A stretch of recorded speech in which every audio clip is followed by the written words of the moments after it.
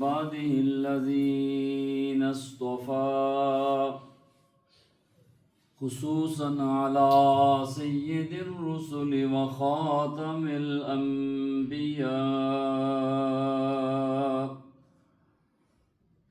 حبيبنا وحبيب ربنا أعلانا وأولانا ومولانا ومأوانا وملجأنا محمدا عبده ورسوله أما بعد فأعوذ بالله من الشيطان الرجيم بسم الله الرحمن الرحيم يا أيها الذين آمنوا كتب عليكم الصيام كما كتب على الذين من قبلكم لعلكم تتقون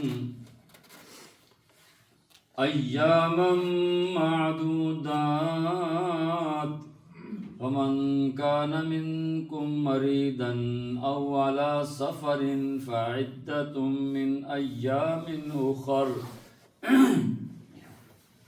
وعلى الذين يطيقونه فدية طعام مسكين فمن تطوع خيرا فهو خير الله وأن تصوموا خير لكم إن كنتم تعلمون شهر رمضان الذي أنزل فيه القرآن هدى للناس وبينات من الهدى والفرقان فمن شهد منكم الشهر فليصم ومن كان منكم مريضا أو على سفر فعدة من أيام أخر يريد الله بكم اليسر ولا يريد بكم العسر ولتكملوا العدة ولتكبروا الله على ما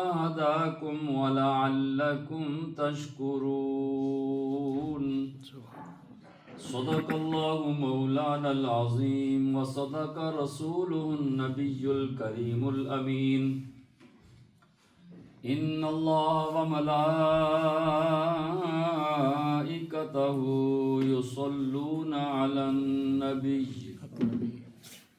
يا أيها الذين آمنوا صلوا عليه وسلموا تسليما اللهم صل على سيدنا مولانا محمد وعلى آل سيدنا ومولانا محمد وبارك وسلم وصل عليه الصلاة والسلام عليك يا رسول الله وعلى آلك وصحابك يا حبيب الله الصلاة والسلام عليك يا رحمة للعالمين وعلى آلك وصحابك يا شفيع المذنبين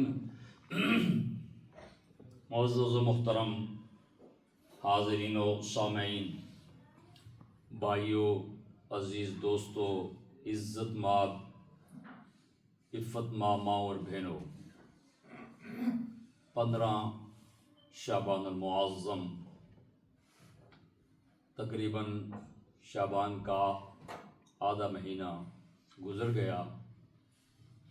چند ایام کے بعد رمضان المبارک کی مقدس بابرکت گھڑیاں، قیمتی لمحات آنے والے ہیں۔ گزشتہ جمعۃ المبارک میں نسبت کی بات عرض کی تھی، اسی کو آگے بڑھایا جائے گا کہ شعبان شہری و رمضان شہر اللہ۔ اللہ کے پیارے حبیب صلی اللہ علیہ وسلم نے فرمایا شعبان میرا مہینہ اور رمضان اللہ کا مہینہ ہے۔ سبحان اللہ۔ اور ایک حدیث میں کہ رجب میری امت کا مہینہ ہے۔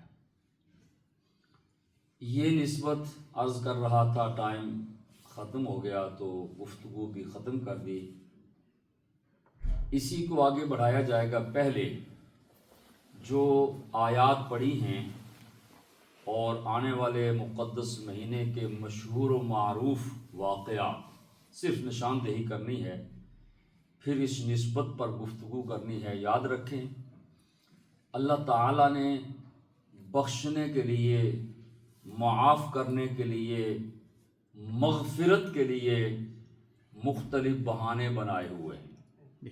کسی طریقے سے بندہ میرے قریب آ جائے، مہینے بنا دیے، راتیں بنا دیں، دن ایسے رکھ دیے، ٹائم ایسے رکھ دیے کہ میرے پاس آؤ، میری بارگاہ میں آؤ، میرا قرب حاصل کرو تاکہ میں تمہیں بخشوں۔ اللہ تعالیٰ کسی بندے کو، کسی انسان کو سزا دے کر خوش نہیں ہوتا کہ میں ان کو سزا دوں۔ اللہ کی شان غفور الرحیم، بخشنے والا، معاف کرنے والا، یہ اس کی شان ہے، وہاں کوئی نہیں پہنچ سکتا۔ وہ تو ان کو بھی معاف کرتا ہے جو اس کو نہیں مانتے، وہ تو ان کو بھی رزق دیتا ہے جو اس کو تسلیم ہی نہیں کرتے، ان کا بھی رزق بند نہیں کرتا۔ اللہ جو ہوا، بندہ ہوتا تو پتہ نہیں کیا کرتا ہے یہ، لیکن اللہ ہے۔ اور قرآن عظیم فرقان حمید میں جو آیات پڑھی گئی ہیں، یا ایھا الذین آمنو، چونکہ تشریح میں جانے کا ٹائم نہیں، آئندہ جمعہ انشاءاللہ استقبال رمضان بھی ہے، 11ویں شریف بھی ہے، عشاء کے بعد علماء بیان بھی کریں گے، جمعہ کو بھی بیان ہوگا۔ آج صرف اس آیت کا ترجمہ، ان آیات کا ترجمہ اور واقعات اور جو گزشتہ جمعہ بات رہ گئی تھی اسی کو آگے بڑھایا جائے گا۔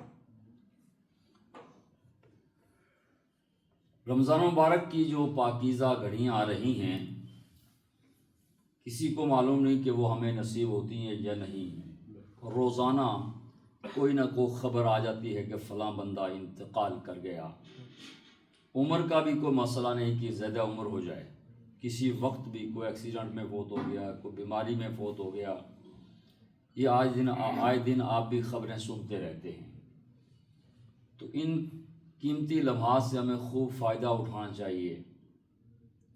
اے ایمان والو، یا ایھا الذین آمنو، عام فہم ترجمہ اے ایمان والو، جتنے بھی لوگ صاحب ایمان ہیں انہیں خطاب اللہ کر رہا ہے، مخاطب ہم ہیں اور خطاب کرنے والا اللہ ہے۔ اے ایمان والو، کتب علیکم الصیام، تم پر روزہ رکھنا فرض کیا گیا ہے، روزہ رکھنا فرض کیا گیا ہے۔ کما کتب علی الذین من قبلکم، جس طرح تم سے پہلے لوگوں پر فرض کیا گیا تھا، لعلکم تتقون، تاکہ تم متقی بن جاؤ۔ ایاما معدودات، یہ روزے گنتی کے چند دن ہیں، اس کا آسان ترجمہ یہ ہوتا ہے ایام معدودات کا، یہ روزے گنتی کے چند دن ہیں۔ فمن کان منکم مریضا او علی سفر، لیکن تم میں سے جو شخص بیمار ہو یا سفر میں ہو، فعدۃ من ایام اخر، تو اتنے روزے اور دنوں میں رکھ لے۔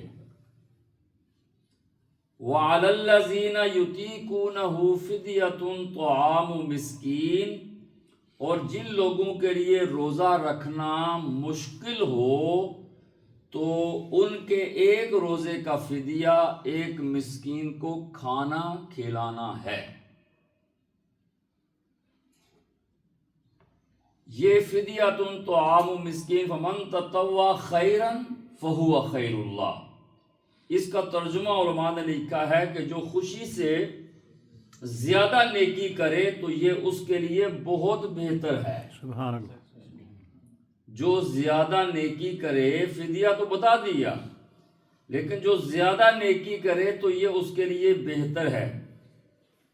وَأَن تَصُومُوا خَيْرٌ لَكُمْ، تو آگے فرمایا کہ تم روزہ رکھو یہ تمہارے لیے بہتر ہے. بہتر یہی ہے کہ تم روزہ رکھو. وہ تو مسئلہ بتا دیا کہ فدیہ دو، ایک مسکین کو کھانا کھلانا، لیکن وَمَن تَطَوَّعَ خَيْرًا فَهُوَ خَيْرُ اللَّهِ. جو بندہ نیکی کرتا ہے، زیادہ نیکی کرتا ہے تو یہ اس کے لیے یقیناً بہتر ہے. تو اب اللہ نے آسان لفظوں میں بتا دیا وَمَن تَطَوَّعَ خَيْرًا فَهُوَ خَيْرُ اللَّهِ وَأَن تَصُومُوا خَيْرٌ لَكُمْ. تمہارے لیے بہتر یہ ہے تمہارے حق میں کہ فدیے کے معاملے میں ذرا پیچھے رہو، تو بہتر تمہارے لیے یہ ہے کہ تم روزہ رکھو. اب اس میں بڑی لمبی تشریح ہے، ابھی چونکہ ٹائم کی کمی ہے اس لیے میں اس طرف ابھی آج نہیں ہوں. انشاءاللہ آئندہ اس بارے میں عرض کیا جائے گا. اور ان کنتم تعلم، اگر تم جانتے ہو، یہ ہے نا کہ تم روزہ رکھو اگر تم جانتے ہو. تمہیں خبر نہیں ہے نا، اگر تمہیں علم ہو تو بہتر یہی ہے تمہارے لیے کہ روزہ رکھو. فدیہ ہو جائے گا، کام ہو جائے گا، لیکن رمضان نہیں ملے گا. یہ مفہوم ہے. شہر رمضان الذی انزل فیہ القرآن، رمضان وہ مہینہ ہے جس میں قرآن نازل کیا گیا. سبحان اللہ. یہ بھی مشہور ترجمہ ہے، لوگ سمجھتے ہیں. ھدی للناس وبینات من الہدی والفرقان، جو لوگوں کے لیے سراپا ہدایت ہے اور اس میں ہدایت کی اور حق و باطل میں تمیز کرنے کی نشانیاں ہیں. یہ فمن تطوع خیرا فہو خیر اللہ. آگے اللہ فرماتا ہے کہ تم میں سے جو کوئی رمضان کا مہینہ پائے تو اس کو چاہیے فلیصم، وہ روزہ رکھے. کہیں بھی جاؤ رمضان کا مہینہ پاؤ تو روزہ رکھو. ومن کان مریضا او علی سفر فعدۃ من ایام اخر، یہ رپیٹ کیا گیا آگے جو آیتیں ہیں. اور جو بیمار ہو یا سفر میں ہو تو وہ اتنے روزے اور دنوں میں رکھے. یرید اللہ بکم اليسر ولا یرید بکم العسر. اللہ تعالیٰ اس کو کلیئر کر رہا ہے کہ اللہ تمہارے لیے یسر یعنی آسانی چاہتا ہے. تمہیں جو آسان لگے نا، ابھی جو ٹائمنگ کا پرابلم ہوا برطانیہ میں، ہمارے ہاں لوگ کیا دیتے ہیں جی، دوسرے مسلک کے لوگ جلدی روزہ رکھ لیتے ہیں، فجر شروع کر لیتے ہیں. میں نے ان کو بولا یہ مت کہو دوسرے مسلک کے، دعوت اسلامی والے بھی پہلے کرتے ہیں، اس لیے دوسرے مسلک کی بات نہ کرو. یہ دعوت اسلامی والے ہمارے مسلک کے ہیں، وہ بھی 1:30-2 بجے جو شہری ختم کر لیتے ہیں. تو مسلک کی باتیں کیا کر رہے ہو یہ؟ تو اب ہم نے یہ قرآن پاک کی جو ہے اسی سے مفہوم لے سکتے ہیں. میں نے علماء کرام سے بڑی ڈسکس کی اس بارے میں کہ یہ تو کیا اس کا کوئی حل بتائیں. تو انہوں نے یہ حل بتایا جو ابھی قرآن میں لکھا ہوا ہے، یرید اللہ بکم اليسر ولا یرید بکم العسر. اللہ تمہارے لیے آسانی چاہتا ہے، تمہارے لیے دشواری نہیں چاہتا. سبحان اللہ. دیکھو کتنا بہترین حل بتا دیا اللہ نے. اب 2 ٹائم ہیں، دونوں کے پاس دلائل موجود ہیں، تو جو پبلک کو آسان لگے اس پر عمل کرے. آسان لگے. اب مجھ سے کوئی پوچھے جی آسان ٹائم کون سا ہے، میں کہا جی 5 بجے والا. 5 بجے کے بعد جو فجر شروع ہوتی ہے وہ مجھے تو آسان لگتا ہے. اور قرآن کہتا ہے کہ اللہ تمہارے لیے آسانی چاہتا ہے، عسر دشواری نہیں چاہتا. تو اس میں دشواری ہو سکتی ہے. بہرحال جس کو جو آسان لگے وہ کرے. وَلِتُكْمِلُوا الْعِدَّةَ، اور تم روزوں کی تعداد پوری کرو. جب کر لو تو پھر کیا کرو؟ وَلِتُكَبِّرُ اللَّهَ، اللہ کی کبریائی بیان پر کرو. سبحان اللہ. عَلَىٰ مَا هَدَاكُمْ وَلَعَلَّكُمْ تَشْكُرُونَ، اس پر کہ اس نے تمہیں ہدایت دی تاکہ تم شکر ادا کرو. یہ میں نے آیات کا ترجمہ مختصراً عرض کیا. تشریح آئندہ جمعہ. اب رمضان المبارک میں جو واقعات ہیں چیدہ چند وہ آپ سے عرض کر دیتا ہوں. مہینہ تو بڑا متبرک ہے، لیکن نسبت دیکھیں کن کن ہستیوں کی نسبت ہے. سبحان اللہ. یکم رمضان المبارک جب رمضان کا اعلان ہوتا، آپ کو پتہ ہے نا اسلامی تاریخ جو ہے سورج غروب ہونے کے بعد شروع ہو جاتی ہے، اس لیے رات جو گزری ہے وہ شب برات تھی. اب دوسرا دن آ گیا 15واں، وہ 15ویں رات تھی. رات پہلے آتی ہے اور دن بعد میں آتا ہے. تو رات پہلے آ گئی اور خوب الحمدللہ اللہ قبول فرمائے. جو اللہ نے توفیق دی اس سے مانگا، عرض کیا، توبہ کی، اللہ تعالیٰ استقامت نصیب فرمائے. آمین. یہی لوگ کہتے ہیں جی حج کر کے آئے. بھائی حج کر کے آئے، میں ابھی کل ہی صاحب ملے، میں 72 میں حج کیا ہے، میں ابھی پھر عمرہ کر کے آؤں، پھر حج کر کے آیا ہوں. بھائی یہ آپ کو بتانے کی ضرورت نہیں. آپ کے حالات ایسے ہونا چاہیے کہ آپ نے حج نہ بھی کیا ہو تو آپ کا اخلاق، آپ کا بولنے کا انداز، آپ کا رہن سہن، آپ کا لباس یہ بتائے کہ حاجی صاحب السلام علیکم. سبحان اللہ. اور تم کہو جی میں نے حج نہیں کیا، میں نے ابھی حج نہیں کیا. بھائی ہم نے آپ کو حاجی کا، اللہ اس لفظ کو قبول کرے، آپ کو حج کی توفیق دے. حج تو وہ ہے نا. بھائی کسی نے کہا جی مولانا صاحب بتائیے میرا حج قبول ہوا یا نہیں ہوا. بھائی یہ بڑا سوال ہے، کون بتائے بھائی؟ بھائی حج قبول ہوا، مبرور ہوا یا نہیں ہوا. نیکیاں ہم کرتے ہیں قبول ہیں کہ نہیں ہے یہ تو اللہ کو پتا ہے نا، بندے کو تو نہیں پتا. نماز قبول ہے کہ نہیں، حج قبول ہے کہ نہیں، لیکن سوال تو کیا جا سکتا ہے. ابھی ایک بہن نے فون کیا کہ ہمارے کوئی عزیز پاکستان سے خاتون آئی ہیں اسٹڈی کرنے کے لیے، اور یہاں پر وہ لوگوں سے کہتی میری مدد کرو. تو یہ میں نے اس کو منع کیا کہ تم نے یہ جو سفر کیا ہے تو تم تو سفر ہی نہیں کر سکتی ہو، تو یہ تم نے سفر کیسے کر لیا محرم کے بغیر. تو میں نے اس کو اتنا جواب دیا، میں نے کہا آپ بتائیں کہ آپ کسی مدرسے کی فارغ ہوئی ہیں، فارغ التحصیل مفتیہ ہیں جو آپ نے فتویٰ دے دیا. وہ ڈائریکٹ اس کو کہہ دیا تبلیغ ادعو الی سبیل ربک بالحکمہ ہے، حکمت کے ساتھ تبلیغ کرنی ہے. اس طرح میں نے ان کو بولا کہ اس طرح مسجد میں تو بہت لوگ آتے ہیں، تو کیا ہم ایک بندے کو پکڑ کے تبلیغ شروع کر دیں؟ بھائی تم یہ کیا کر رہے ہو؟ یہ لوگ کہہ دیتے ہیں جی دکاندار جی پتہ نہیں جا کے دیکھو میٹ والے وہ حلال نہیں ہے. تو میں نے کہا تو جا کے پوچھنا وہ حلال ہے کہ حرام ہے.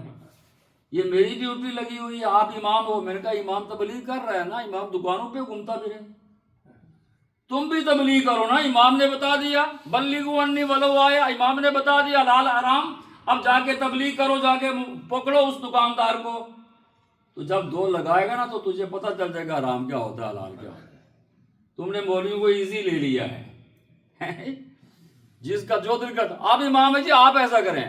میں نے کہا ان کو بہن کو، میں نے کہا بہن آپ یہ فتوے نہ دیں جی وہ عمرے پہ جا رہے ہیں تو محرم نہیں ہے. حالانکہ آپ کو بتایا پہلے کہ یہ جو خواتین کا مسئلہ ہے نا محرم کا، اس کا عمرے سے یا حج سے یا ہجرت سے کوئی تعلق نہیں ہے. کوئی تعلق نہیں ہے. تعلق کیا ہے؟ کوئی عورت محرم کے بغیر سفر نہ کرے. وہ سفر پاکستان کا ہو، برمنگھم کا ہو، کوئی بھی ہو.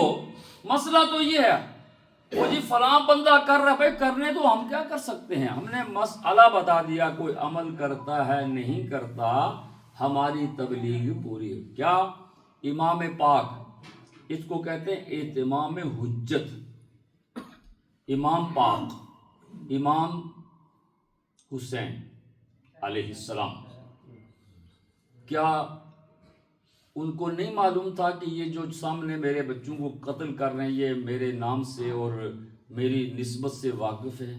پتا تھا ان کو، پتا تھا کہ میں نے مکہ چھوڑا، مدینہ چھوڑا، مکہ گیا، مکہ سے پھر میں یہاں آیا ہوں اپنی فیملی کے ساتھ، میں کون ہوں جانتے تو ہیں. دیکھو نا یہاں یہی مسئلہ آ رہا ہے. امام پاک نے اپنی جان دینے سے پہلے پھر ان کو خطاب کی. اس کو کہتے ہیں اہتمام حجت. کوئی یہ نہ کہہ سکے کہ مجھ تک یہ خبر نہیں پہنچی. تو جس تک خبر دین کی نہ پہنچے نا وہ بعض اوقات بری ہو جاتا ہے کہ اس تک خبر ہی نہیں پہنچی، کسی نے تبلیغ ہی نہیں کی. تو جس تک خبر پہنچ جائے وہ پھر جواب دہ ہوتا ہے. امام پاک نے خطاب کرتے ہوئے فرمایا کہ یزیدیو تم نے میرا سارا گھر اجاڑ دیا ہے، میرے بچوں کو قتل کیا، تم جانتے ہو میں کون ہوں؟ میرا نام حسین ہے، میرے باپ کا نام علی ہے، میں اس نبی کا اس وقت پوری روئے زمین پر واحد نواسا ہوں، ان کی بیٹی کا بیٹا، اور کوئی روئے زمین پر محمد پاک کا نواسا موجود نہیں ہے. اور تم جانتے ہو کہ حضرت محمد صلی اللہ علیہ وسلم کون ہیں جن کا تم کلمہ پڑھتے ہو. یہ سب چیزیں ان کو معلوم تھیں. تو انہوں نے کہا کہ آپ لیکچر نہ دیں، یا لڑائی کریں یا پھر بیعت کریں، مطالبہ ہمارا ابھی بھی وہی ہے. امام پاک نے فرمایا میں لیکچر اس لیے دے رہا ہوں کہ کل قیامت کے دن، چونکہ دنیا تو عارضی ہے نا، یہ تو ختم ہو جائے گی، تم یہ نہ کہہ سکو کہ ہمیں پتہ نہیں تھا کہ آپ کون ہیں. میں نے بتا دیا آخر میں. پھر اب ظاہر جن پر بدبختی غالب ہو ان پر لیکچر بھی اثر نہیں کرتا. یہ اصول ہے. امام پاک کا لیکچر اثر نہیں کیا تو میرا گناہگار کا کیا اثر کرے گا؟ ٹھیک ہے نا. ہمارے حاجی صاحب ہیں، بزرگ ہیں، بہت مخلص ساتھیوں میں حاجی خلیل صاحب، اللہ ان کو صحت دے، آمین. ماشاءاللہ یہاں لوگوں کو لنگر کھلاتے ہیں، ماشاءاللہ خدمت کر رہے ہیں، اور للہ فی اللہ بغیر تغمے اور اعزاز کے. اور یہی اصل چیز ہے کہ اللہ کی مخلوق کی خدمت کرنا. حضرت محمد پاک صلی اللہ علیہ وسلم سے صحابی نے عرض کیا کہ میں چاہتا ہوں کہ قیامت کے دن اللہ تعالیٰ جو آج آپ نے لکھا میری پردہ پوشی کرے قیامت کے دن اللہ. کہ صحابی نے حضور سے عرض کیا میری یہ خواہش ہے. تو حضور علیہ الصلوۃ والسلام نے فرمایا تم اپنے بھائیوں کے عیب چھپاؤ، اللہ قیامت کے دن تمہارے عیب چھپائے. سبحان اللہ. کیسی بات، سبحان اللہ. اور حضور کی بات تو ویسے ہی پختہ اور پکی سچی ہوتی ہے. تو میں کیا بات عرض کر رہا تھا؟ حاجی خلیل صاحب، دیکھا نا یہ بات ہے. اب ہم لوگ اتنے ابھی خبریں آ رہی تھی جی قیامت کی جو نشانیاں تقریباً پوری ہو چکی ہیں، آنے والی عالمی جنگ چھڑے گی، لوگ مر جائیں گے. چلو قیامت تو اسی طرح ہوگی نا، اذا زلزلت الارض زلزالہا. یہ قیامت کی نشانیاں پوری ہو چکی ہیں تقریباً. تو میں بات عرض کر رہا تھا کہ اللہ کی مخلوق کی خدمت جو ہے وہ جو لوگ کرتے ہیں، تو امام پاک نے اہتمام حجت کے لیے، تو حاجی صاحب یہ کہتے ہیں کہ آپ جتنا مرضی لیکچر دیں عمل نہیں کرنا. میں کہا نہ کریں، ہم نے اپنا لیکچر اور تبلیغ نہیں چھوڑنی ہے، وہ سلسلہ جاری رکھنا ہے جو اسلامی اصول اور ضابطہ ہے. بات یہ ہو رہی تھی. تو میں نے آپ کا ٹیسٹ بھی لیا کہ آپ اتنے ہی ہو کہ اپنے گھر میں بیٹھے ہوئے تھے. مطلب کہ ایک کا دکا بندہ موجود ہے، باقی اپنے پریشانیوں میں لگے ہوئے ہیں، سوچ میں کہ عثمان تھنک، گھر میں بچے، چھوٹا بچہ یہ سلسلہ دنیا کا لگا ہوا ہے. یہ آپ کو کوئی قصور نہیں ہے، ایسے ہی ہے معصوم ہے دنیا کا خیال یہ وہ. تو میں بات عرض کر رہا تھا، اس کو ختم کرتے ہیں. رمضان المبارک میں جو واقعات میں بات وہ کر رہا تھا، یکم رمضان المبارک اللہ تعالیٰ جنت کے سارے دروازے کھول دیتا ہے۔ سبحان اللہ۔ بات یہاں سے آئی تھی کہ رات پہلے آتی ہے، دن بعد میں آتا ہے۔ جنت کے سارے دروازے کھل جاتے ہیں جب رمضان کا چاند نظر آتا ہے یا اس کی اطلاع آتی ہے، اور یہ دروازے جب تک عید کا چاند نظر نہیں آتا کھلے رہتے ہیں۔ یہ واحد مہینہ ہے جس میں جنت کے سارے دروازے کھلے رہتے ہیں اور جہنم کے دروازے بند کر دیے جاتے ہیں۔ اسی مہینے رمضان المبارک کی 3 تاریخ سیدہ کائنات، خاتون جنت حضرت سیدہ طیبہ طاہرہ زاہدہ خاتون جنت سیدہ فاطمہ الزہرا سلام اللہ علیہا کا وصال پاک ہوا۔ اسی نسبت سے انشاءاللہ پہلا روزہ غالباً پہلی ہی تاریخ کو آ رہا ہے مارچ کی، جو ابھی تک اطلاعات آ رہی ہیں، اور وہ سیٹرڈے کا دن بن رہا ہے میرا خیال ہے جہاں تک، پہلی مارچ کو سیٹرڈے ہے جی جی۔ تو جب ظاہر ہے پہلی تاریخ رمضان کی سیٹرڈے آ رہا ہے تو ہمارا پہلا پروگرام سیدہ پاک کے بارے میں ہو۔ سبحان اللہ۔ تراویح کے بعد جو ہمارے پروگرام ہوتے ہیں رمضان شریف میں، تو سیدہ پاک سے نسبت ہے تیسرے روزے کی۔ 3 ہی تاریخ کو جد الانبیاء حضرت سیدنا ابراہیم خلیل اللہ علیہ السلام پر اللہ نے صحائف نازل کیے، کتاب نہیں، وہ کتابی نبی نہیں ہیں، ان کے اوپر صحائف نازل کیے۔ کتابی نبی جو ہیں وہ 4 ہیں، وہ چاروں کے چاروں اسی مہینے میں آ رہے ہیں، آگے آپ سنیں گے۔ میں صرف نسبت عرض کر رہا ہوں، رمضان کی 4 تاریخ، اب یہ صحابی نبی آگے، نبی جو کتابی نبی ہیں، 4 تاریخ رمضان شریف کی حضرت سیدنا موسیٰ علی نبینا علیہ السلام پر اللہ نے تورات نازل کی، یہ ہیں کتابی نبی۔ اور اسی مہینے کی 18 تاریخ، یہ بھی کتابی نبی، حضرت سیدنا داؤد علیہ السلام پر اللہ تعالی نے زبور نازل فرمائی۔ اسی مہینے کی 13 تاریخ، یہ بھی کتابی نبی ہیں، حضرت سیدنا عیسیٰ علی نبینا علیہ السلام پر اللہ تعالی نے انجیل نازل فرمائی۔ اور یہ بھی کتابی نبی ہیں، رمضان المبارک کی 27ویں رات کو اللہ تعالیٰ نے اپنے نبی آخر الزمان حضرت محمد پاک صلی اللہ علیہ وسلم پر قرآن نازل کیا۔ اسی مہینے کی 10 تاریخ یعنی 10 رمضان المبارک، آپ کی معلومات میں اضافہ تو نہیں کر رہا ہوں، لیکن چلو ایک یاد دہانی کے لیے عرض کر رہا ہوں کہ اس مہینے کی نسبتیں دیکھیں۔ وہ مکہ المکرمہ جس مکہ میں رسول اللہ صلی اللہ علیہ وسلم کو ستایا گیا، رلایا گیا، پریشان کیا گیا، الزامات لگائے گئے، پتھر برسائے گئے، آپ کو اپنا گھر چھوڑنے پر مجبور کیا گیا، آپ کو ہجرت پر مجبور کیا گیا، اسی مکہ میں غار ثور میں 3 راتیں آپ کو قیام کرنا پڑا، شیب ابی طالب میں حضور علیہ السلام 3 سال تک محصور رہے۔ یہ وہی مکہ ہے، آپ سب جانتے ہیں، تبلیغ جو ہوتی ہے رسول اللہ صلی اللہ علیہ وسلم نے مبلغین کی حوصلہ افزائی کے لیے، جو تبلیغ کرتے ہیں ان کی حوصلہ افزائی کے لیے حضور نے فرمایا، دین کے معاملے میں اس کائنات کے اندر سب سے زیادہ میں ستایا گیا ہوں۔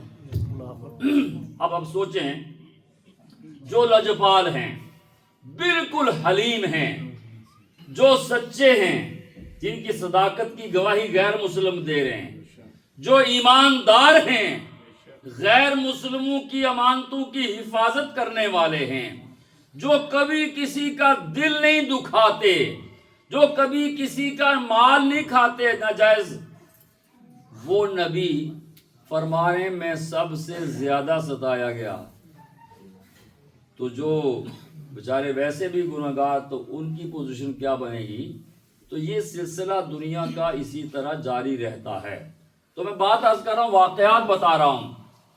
وہ مکہ المکرمہ جہاں رسول اللہ صلی اللہ علیہ وسلم کی ولادت باسعادت ہوئی، اس لیے حضور نے جب مکہ چھوڑا تو مکہ کی دیواروں کی طرف دیکھ کر حضور نے فرمایا اے مکہ شہر، مجھے تجھ سے بڑی محبت ہے، لیکن ان لوگوں نے مجھے مکہ چھوڑنے پر مجبور کر دیا۔ اللہ اپنے وطن کے ساتھ محبت رسول اللہ صلی اللہ علیہ وبارک وسلم کی سنت ہے۔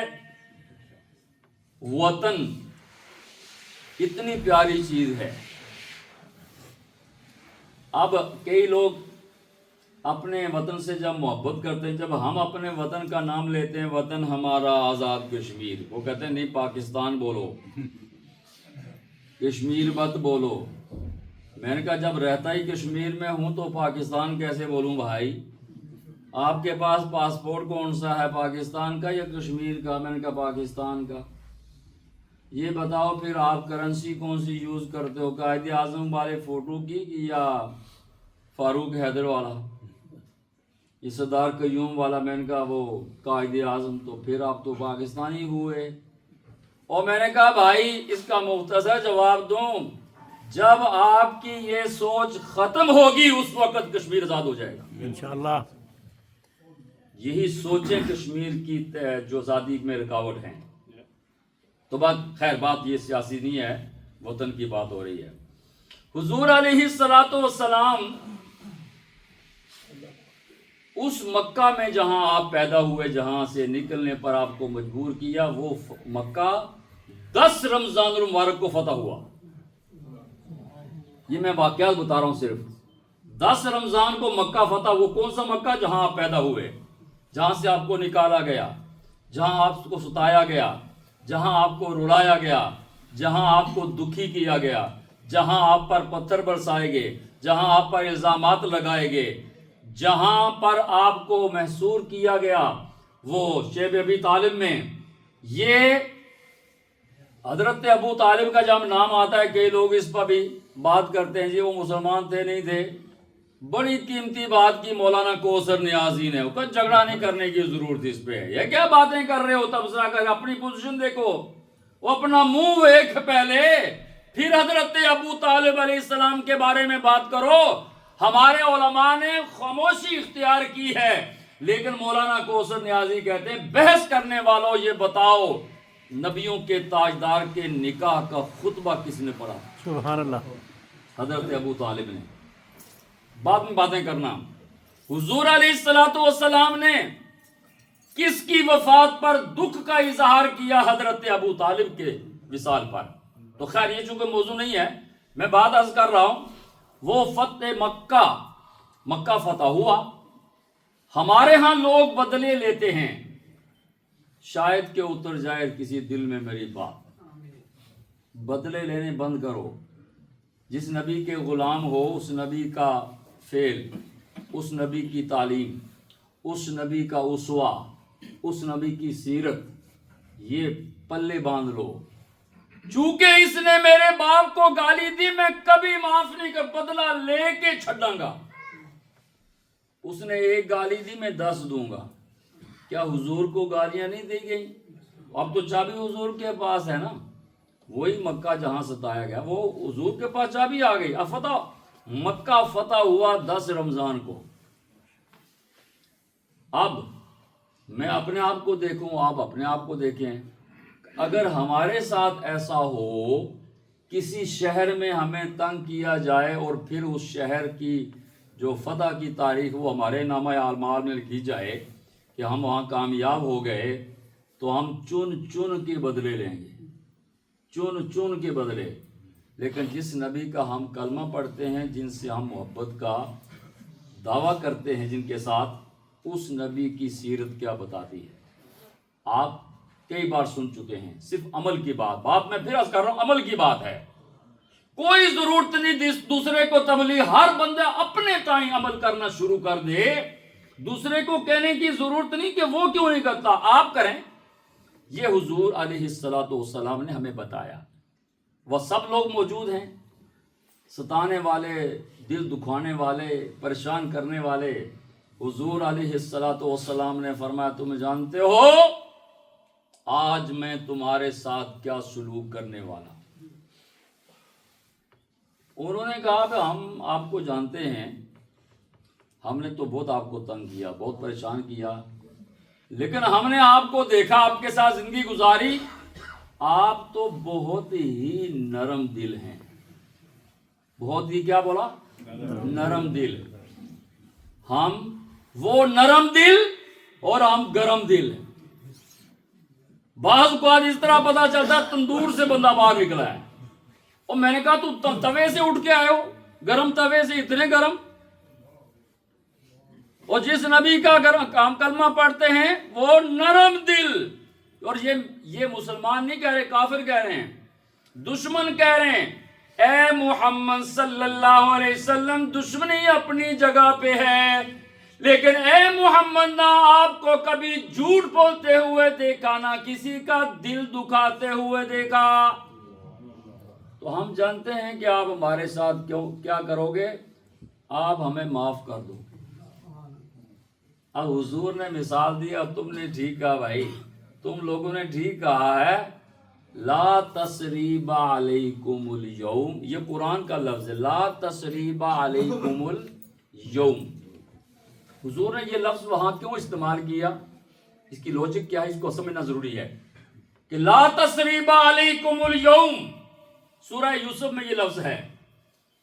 حضور علیہ السلام نے فرمایا تم نے صحیح سمجھا ہے، حضرت سیدنا یوسف ہمارے بھائی، یوسف علیہ السلام کو بھائیوں نے کنویں میں ڈال دیا، کنویں کے اندر ڈال دیا، بازار میں بیچا، جیل میں بند کر دیا، اور جب یوسف علیہ السلام تخت پر بیٹھے تو وہ بھائی سامنے آئے تو حضور نے فرمایا، ڈر رہے تھے، حضرت یوسف کے سامنے بیٹھے ڈر رہے تھے، پتہ نہیں بھائی جان آج کیا کرے گا، بھائی کیا کرے گا۔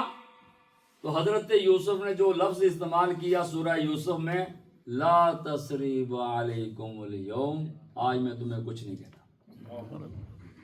یہ حضور علیہ السلام نے مکہ فتح ہوا تو ان کو بتایا جو آپ کو ستانے والے تھے کہ لا تثریب علیکم اليوم، جاؤ میں نے تم سب کو معاف کر دیا۔ کاش ہمارے دل میں نرم ہو جائیں، گرمی کے بجائے نرم ہو جائیں تو انشاءاللہ، کیونکہ اللہ اس کو پسند کرتا ہے، نرمی کو اللہ پسند کرتا ہے۔ تو نرمی پیدا کرنے کی پوری کوشش کریں۔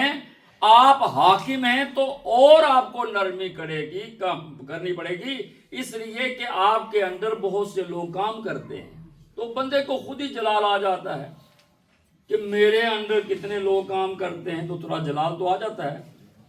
لیکن حضور علیہ السلام کے سب انڈر ہو گئے، حضور اوپر بیٹھے ہوئے ہیں، یوسف علیہ السلام تخت پہ ہیں، اب سارے ان کے محکوم ہو گئے نا، لیکن حضور نے اور یوسف علیہ السلام نے بھائیوں کو کہا جاؤ تمہیں معاف کر دیا، تم نے کنویں میں پھینکا، بازار میں بیچا، مجھے کندھے پہ بٹھا کر پھر دھکا دے کے مجھے نیچے پھینک دیا، میری یہ بولیاں لگائیں، آج میں تمہیں معاف کرتا ہوں۔ اور یہی حضور علیہ السلام نے فرمایا۔ چونکہ ٹائم نہیں ہے، فتح مکہ ہو 10، میں واقعات بتا رہا تھا، بات دور چلی گئی۔ 17 تاریخ رمضان شریف کی غزوہ بدر، 17 تاریخ رمضان شریف کی ام المومنین حضرت سیدہ عائشہ صدیقہ رضی اللہ تعالی عنہا کا وصال۔ 3 رمضان المبارک، میں نے عرض کیا نا سیدہ پاک، اس کے ساتھ ایک اور بھی معلومات میں اضافہ کر لو، اس طرح لوگوں کا دھیان نہیں ہوتا ہے۔ وہ عظیم خاتون ہیں سیدہ پاک، لیکن جن کا میں ابھی بتا رہا ہوں یہ ہماری سب کی ماں ہیں، ام المومنین حضرت ام سلمہ ان کا وصال بھی 3 رمضان کو ہوا، اور 25 رمضان المبارک کو حضور علیہ السلام کی آپ کو پتہ ہے 4 بیٹیاں، کتنی؟ ان میں سے ایک بیٹی کا نام ام کلثوم، ان کا وصال 25 رمضان المبارک کو ہوا۔ 10 رمضان المبارک ام المومنین حضرت خدیجہ الکبریٰ سلام اللہ علیہا کا وصال ہوا۔ 15 رمضان کو حضرت امام حسن علیہ السلام کی ولادت ہوئی۔ 21 رمضان کو حضرت علی علیہ السلام کی شہادت ہوئی۔ 2 رمضان المبارک کو پنجاب گجرات کے ایک بہت بڑے بزرگ تھے، حضرت شاہ دولہ دریائی، نام سنا نا، پنجاب لوگ جانتے، ان کی وصال بھی ہوا۔ اور 4 رمضان المبارک کو حضرت مولانا مفتی احمد یار خان گجراتی رحمۃ اللہ علیہ کا وصال ہوا، اور 6 کو حضرت عبداللہ، یہ نام ہے اصل اور مشہور ہیں، سیری سکتی، بغداد شریف میں ان کا روزہ ہے، ان کا وصال ہوا۔ 13 رمضان کو حضرت شرف الدین، اصل نام کیا ہے؟ شرف الدین، اور لقب ہے بو علی کلندر، یہ پانی پت، یہ ان کا وصال بھی اسی رمضان شریف میں ہوا۔ 16 رمضان کو دارالاحسان کے بانی حضرت بابا صوفی برکت علی لدھیانوی رحمۃ اللہ علیہ کا وصال ہوا۔ 18 کو حضرت دہلی میں مشہور بزرگ ہیں حضرت نصیر الدین چراغ دہلوی ہیں جی، ٹھیک ہے، چراغ دہلوی مشہور ماشاءاللہ۔ 20 رمضان کو مفتی ظفر علی نعمانی، اور 21 رمضان کو اہل بیت کے 12 اماموں سے اہم امام، باقی سارے امام جتنے ہیں نا سب کے مزارات کی میں نے حاضری دی ہے، زیارت کی ہے، یہ امام رہ گئے ہیں امام علی رضا، ان کا وصال 21 رمضان کو ہوا۔ اب ان کا مزار پاک ایران میں ہے، کبھی اللہ تعالیٰ دعا کریں حاضری ہو جائے انشاءاللہ۔ باقی اماموں کی ہو گئی، ان کی بھی حاضری ہو جائے۔ اور حضرت مولانا حسن رضا، امام غزالی، میرے مرشد کامل حضرت علامہ سید احمد سعید کاظمی رحمۃ اللہ تعالیٰ علیہ، حضرت داؤد علیہ السلام، خواجہ قمر الدین سیالوی، 22 تاریخ کو حضرت بی بی حلیمہ سعدیہ کا وصال ہوا۔ باقی اعلانات بعد میں کی، سنتیں پڑھنی ہیں، لیکن سنتیں پڑھنے کے لیے ضروری ہے کہ صفیں درست ہونی چاہیے۔ اگلی صفوں میں آ جائیں۔